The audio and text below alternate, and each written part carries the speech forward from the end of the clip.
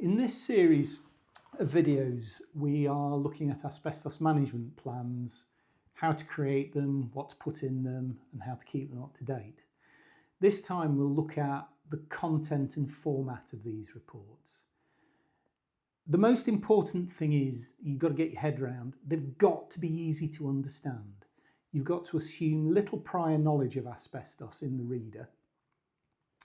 These are supposed to be read and understood by head teachers, janitors, sports centre managers, rather than people whose knowledge of asbestos makes them very poor dinner party guests.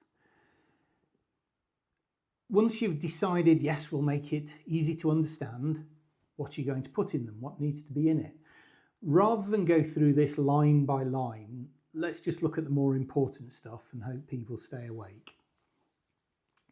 Top of the list, double underlined and in bold, roles and responsibilities. Who on site is responsible for asbestos? And if they're not there, who's their deputy? And what we're looking for here are names. So you might want to start thinking already about how you're going to keep that up to date as people move on, people change jobs. Other roles are far more likely to be departments rather than names. But again, where names are used, you're going to need some way of keeping this up to date. The asbestos register, obviously, what asbestos is in the building. Now this can either be a summary of what's there, or it can point you to your online register.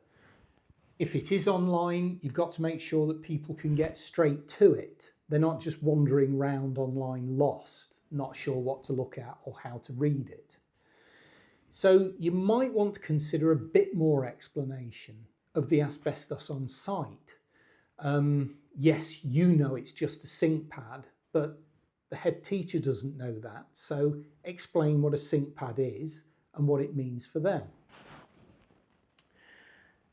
On that subject, you've got to say what the asbestos means for maintenance work, project work, contractors coming onto site, what they need to be told. Now, larger organisations have policies and procedures covering this. So do you recreate the whole policy there, the whole procedure there? Do you have a summary of it? Entirely up to you. You need an action plan. What's going to go on? Both in the short to medium term, what are you going to do about stuff that's been identified and needs to be removed, but also the longer term management of it. And part of that is the re-inspection schedule. How often are you going to check that this is in safe condition? People need to be told how this information in the plan is going to be communicated to employees, union reps, safety reps, the emergency services, all needs to be mentioned. Mention of emergency services.